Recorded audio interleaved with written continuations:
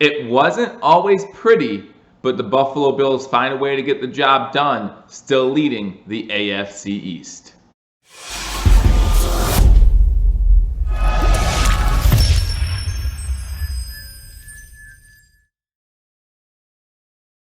Ladies and gentlemen, welcome to Believers Talk. My name is Joe, and welcome to this post-game edition of Believers Talk, where we're going to look back to yesterday's game between our Buffalo Bills and the LA Chargers, a game the Buffalo Bills win 27-17, moving their record to 8-3. Again, thank you guys for joining me. My name is Joe. If you're new to this channel, please be sure to hit that subscribe button for continual Buffalo Bills and Buffalo sports news and updates. Also, make sure you hit that thumbs up button, like this video, and leave a comment. Let me know what some of your impressions were from yesterday's win against the LA Chargers. Maybe some negatives, maybe some positives. You know how I like to do things. I always like to look at some negatives and positives from every single game, just so we can kind of get a different spin on things, right? There's always good and bad take out of every single game, and I'm going to break it down for you right here on Believers Talk. For those of you who are used to me going live during halftime of Monday Night Football, as I've been saying over the past week, my schedule has changed quite a bit, so I won't be able to go live, unfortunately, for those Monday night live streams. So we're going to do it this way, doing our post game still on Mondays, give me a chance to rewatch the game and then give you a post game. So I do apologize if you liked the live streams. However, again, due to a schedule shift, maybe you'll see more live streams at different times, but I can no longer do the Monday halftime live stream. So again, guys, thank you for joining me on this edition of Believers Talk. Let's get to some of the positives and negatives from the win yesterday against the LA Chargers. We're going to start with the negatives and then end on a happy note talking about the positives. So let's start with the negatives. And I think the first negative that we have to talk about are the penalties, right? 9 penalties for the Buffalo Bills for 85 yards. Now listen, I, like everyone else out there, thought the officiating yesterday in the Bills game was not that great. In fact, I thought it was pretty bad for both sides, okay? I thought that there were a lot of tic-tac fouls in this game. You're talking about Josh Allen spinning the ball after a touchdown, which he does after every single score, 15-yard flag. You talk about Zach Moss tossing the ball behind him after he's forced out of bounds, 15-yard flag. I just don't know if I agreed with a lot of those calls. There was a roughing the passer call, I believe, on Ed Oliver as well. I'm not sure that I agreed with. However, when you know the referees are calling a ticky-tack game, you have to try to clean those up a little bit, right? 3 15-yard penalties in the game. Not good. And again, I know the officiating was bad, so I don't want to harp on this point, but the Bills have had issues with penalties all season. Listen, we got to stay disciplined out there, okay? Have to be able to stay disciplined if we're going to beat good teams, especially when it comes to playoffs. Now, I don't think this officiating crew will get a playoff game. Listen, I've actually seen the same officiating crew a couple times this season, and I have not had anything nice to say about them. So I'd be surprised to see them in the playoffs. However, that doesn't mean that the Bills don't have to clean some things up, right? When it comes to these penalties, again, 9 penalties for 85 yards just isn't good enough. Number 2, you have to talk about the turnovers. Listen, there was a 7-play stretch where the Bills turned the ball over 3 times in the fourth quarter. When you're in tight games, because at that point it was a 7-point game, when you're in tight games, that's not acceptable, especially, like I said again, when you're playing against playoff teams. We'll talk a little bit later about how this defense stepped up in that situation, but when you're playing tough teams in the NFL, you cannot turn the ball over 3 times. You cannot lose that turnover battle. You have to be able to possess the ball, maintain the ball, and hopefully score on more possessions. The Bills had plenty of opportunity to put this game away, right? Put this game away, put their stamp on it. This game should not have been a 10-point game. This game should have been at least a 17, maybe even a 24-point game. The Bills should have taken care of business like the Atlanta Falcons did the Raiders. I mean, not that big of a spread, but we should have had a more comfortable lead going into the fourth quarter. Should have relied on Bass's field goal late in that game to make it a double-digit game and keep it that way. Moving on to the next negative was our inability to stop Austin Eckler. Listen, I don't know what the LA Chargers were thinking in this game. They obviously had a good thing going in the running attack. Don't know why you have Herbert throwing the ball over 50 times. Don't know why that's part of your game plan when you have Austin Ekeler, who got over 100 all-purpose yards. In fact, 129 all-purpose yards. He had 11 receptions out of the backfield. This is Austin Ekeler's first game back in a few weeks. He was injured for a while for the Chargers, and he definitely made an impact. I don't know why the Chargers would not have leaned on him more. You saw what the Buffalo Bills did in their running attack. I'll talk about that a little bit later. I'm not sure why the Chargers didn't do that, because even Kelly was beating us, had a couple big runs as well. So you would think they would have ran the ball a few more times, ran the ball when getting closer to in Buffalo Bills territory. I'm not sure why they passed it 52 times. I think that's just way too much against the Buffalo Bills team, who's been susceptible against the run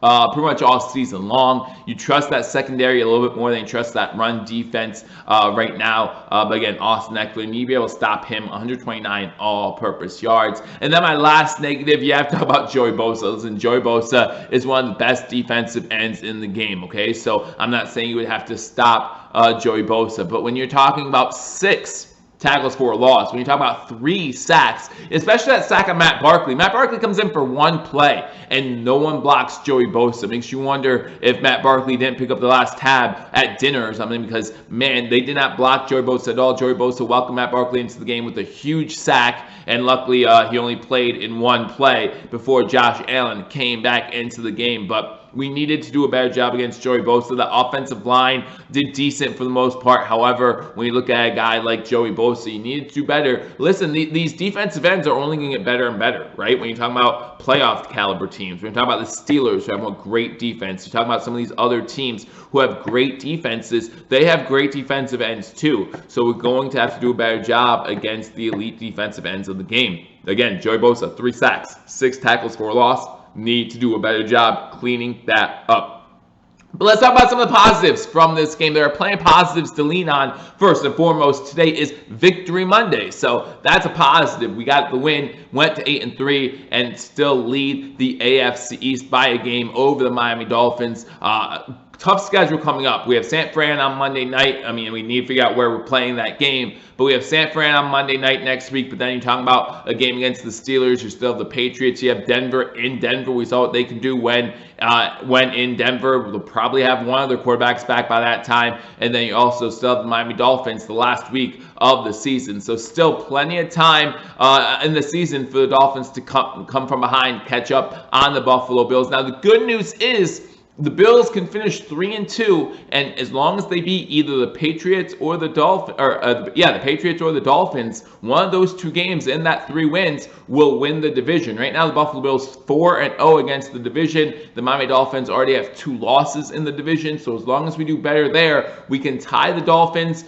We can have an even schedule with us both winning a game against each other, and we would still win the division. So plenty of scenarios where the Buffalo Bills will win the AFC East. I think there's a very high probability that the Bills do win the AFC East. I'm excited to see it for the first time since 1995. So let's talk about some more positives. Obviously, you have to talk about this running attack. The Buffalo Bills, as I talked about all last week, leaning on the running attack a little bit more. 30 rush attempts. It's only the 3rd time this season the Bills have had 30 or more rush attempts in a game. 172 yards is the 2nd most the Buffalo Bills have had as a team this season, and a rushing touchdown by Josh Allen. Now, when I talk about the running attack, a lot of you will talk about Devin Singletary's fumble. Listen, it's Devin Singletary's first fumble this season after 110 carries. So obviously it was an outlier, a very bad time for it to happen. I understand that. He needs to hold the ball better. But overall, Devin Singletary had a really good day. 2nd highest rushing total this season. A lot of people were wondering when Zach Moss would become the starter for the Buffalo Bills. I think Devin Singletary has made it apparent that he's not going to give up the starting job anytime soon. He's been on 60% of the offensive snaps so far this season. So obviously the Buffalo Bills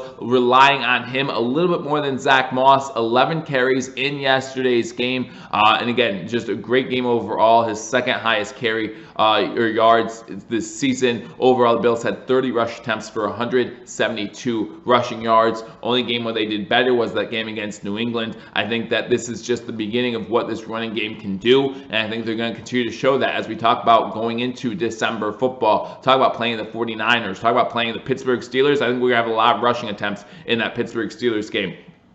but we'll see what happens. Number 2, stopping Keenan Allen. You want to talk about something positive from this game? Keenan Allen was leading the league in targets this season. And listen, he had 10 targets, okay? So it's not like they weren't targeting him. Only 4 catches for 40 yards. Now, he did have a touchdown, a 5-yard touchdown pass. It's his 5th straight game with a touchdown. So listen, he's a great athlete. He's a great wide receiver. So you can't take anything away from him. But when he had 10 targets, only 4 receptions, caught the ball only 40% of the time, that's the lowest mark this season for Keenan Allen. So the Buffalo Bills did a great job, whether it be Trey White when he was on him, or they did mix it up a little bit. I saw Johnson was on him a few times. I saw Levi Wallace on him a few times. So they did try to mix it up a little bit, but overall, a good job by the Buffalo Bills. That second drive of the game, the first touchdown drive for the Chargers, he had 2 catches on that drive. He only had 2 catches the rest of the game. I thought we did a good job locking up Keenan Allen, even though he did have that touchdown. Still, 4 receptions, 40 yards. I'll take that every single time. Number 3, you have to talk about A.J. Klein. A.J. Klein, 14 combined tackles in this game, sets a new career high. Listen, in A.J. Klein's career, he's only now had 4 games where he's had double-digit tackles. And for the Buffalo Bills, he's had 2 of them in back-to-back games. He had 11 tackles against the Arizona Cardinals 2 weeks ago. He had 14 tackles against the LA Chargers yesterday. So great job by A.J. Klein, but more importantly, a great job by Leslie Frazier. Listen, a lot of Bills fans, most Bills fans, including myself, were definitely down on A.J. Klein for the majority of this season. But now 2 games combined here, he's had 25 combined tackles. He's had, I think, 1.5 sacks. He's done a good job, a couple pass deflections as well. He's done a good job disrupting the other team's offense over the last 2 games. And, he's stepping up, and we have to give him credit. We have to give credit where credit's due. However, it is only 2 games. So you have to wonder, are these 2 games outliers, or is this what we can expect from A.J. Klein? Because listen, if this is what we can expect from A.J. Klein, and we get a healthy Matt Milano back, and we still have Tremaine Edmonds, this defense is getting better and better and better at the right time. It could be very scary for opposing offenses. Speaking of the defense, and I said we talked about this earlier, there was a time in the game in the 4th quarter where the Buffalo Bills had 3 turnovers on 7 plays. The Buffalo Bills offense turned over 3 times on 7 plays. And you think most of the times when that would happen, there would be a lot of scoring by the offense. Not in this case, okay? In this case, on those 3 turnovers, the Chargers only scored 3 points. So you have to give it up for this defense. Only giving up 17 points overall against, I believe, the number 6 overall offense in the league going into this game. So only giving up 17 points is a great job by this defense overall. I think they could have done a better job on Austin Eckler. But other than that, you talk about stopping Keenan Allen. Williams didn't have a catch until the 2nd or 3rd quarter, so we did a good job stopping him as well. I think this Buffalo Bills defense did a great job. A.J. Klein and others at Oliver got involved more in the second half. I thought he did a good job. I think A.J. Epineza is showing some talent as a rookie. Again, maybe get him a few more snaps. We saw Trent Murphy was a healthy scratch for this game to give A.J. Epineza a few more snaps. I think he did a good job. Overall, really good job by this defense. I thought they did really well, stopping a really prolific offense, and that's what helped lead this team to a 27-17 win. I give this win to our defense, not so much our offense. You gotta love that Cole Beasley play, right? You gotta love that Cole Beasley play. You gotta love how this running game produced. You gotta love Josh Allen's getting Dawson Knox that touchdown. But other than that, you have to say this defense really stepped up, and hopefully that's just a sign of things to come as we get closer and closer to playoff football. So again, guys, those are my negatives and positives for this game. Let me know what you think in the comment section. What did you take away from this game? Again, a Buffalo Bills victory beating the LA Chargers 27-17. Let me know in the comment section. Again, hit that thumbs up button if you haven't already. Subscribe if you're new to Believers Talk, or if you've been here a few times. And actually, if you want that subscribe button, remember, we give you live play-by-play and reaction to every single Sunday Buffalo Bills game. Unfortunately, a new schedule means I can't do the Monday Night Football games, but I look forward to still giving you the Sunday Night Football games, and of course that Saturday game in a few weeks against the Denver Broncos as well. You can catch live play-by-play reaction right here on Believers Talk. Again, thank you for joining me on Believers Talk. I look forward to talking to you all soon. Until I do, go Bills.